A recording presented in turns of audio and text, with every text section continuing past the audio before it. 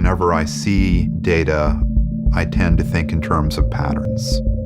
The real world is following a rather simple mathematical formula. And it's that way with murder. Most people don't realize that we're far less likely to solve a murder today than we were 50 years ago. My name is Thomas Hargrove, and I am the founder and chairman of the Murder Accountability Project. I'm not a police officer. Quite frankly, I am just a nerd. I really know very little about serial killers. I do know what they look like in data.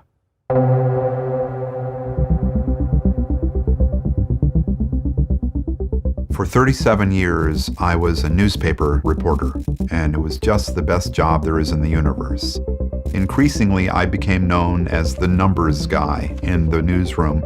We wanted to study why murders go unsolved and why a growing number of murders go unsolved. And the first time I saw the supplementary homicide report by the FBI, my first thought was, I wonder if we could teach a computer to spot serial killers in these data.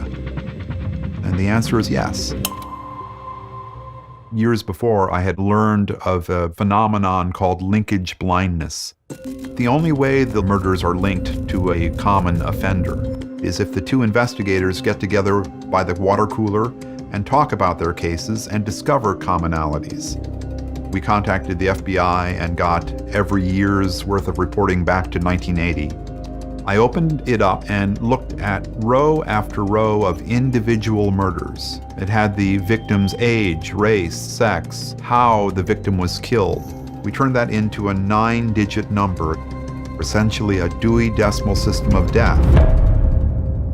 During the months that I was working on the algorithm, I had over my desk a picture of Green River killer Gary Ridgway. He killed 48 women in Seattle in the 80s and 90s. He was looking at me for months and months while I was trying to make an algorithm work. The only way we would know that an algorithm was successful is if it was identifying known serial killers. What worked was a technique called cluster analysis. And we told the computer to cluster the data. Seattle came up clear as day, something awful had happened, and the algorithm was producing dozens and dozens of other clusters that looked just as bad as Seattle that were not known.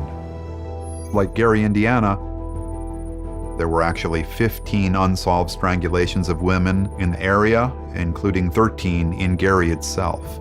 I contacted the Gary Police Department and gave them my usual spiel. I'm Tom Hargrove. We have a method to identify serial killers. There have been too many unsolved strangulations. What do you know about it? Absolute radio silence. They would not talk about the possibility there was a serial killer active. In 2014, just next door to Gary, Hammond police were summoned to a Motel 6. Dead woman in the bathtub. They make an arrest very quickly. Darren Van started confessing that he had been at this for decades, going back to the 90s. In all, 7 women died after we had tried repeatedly for months to get them to consider the possibility that they had a serial killer. This was, without question, the most frustrating experience in my professional life. I have absolutely no doubt that many of the unsolved strangulation murders of women in Gary, Indiana, are Mr. Van's handiwork.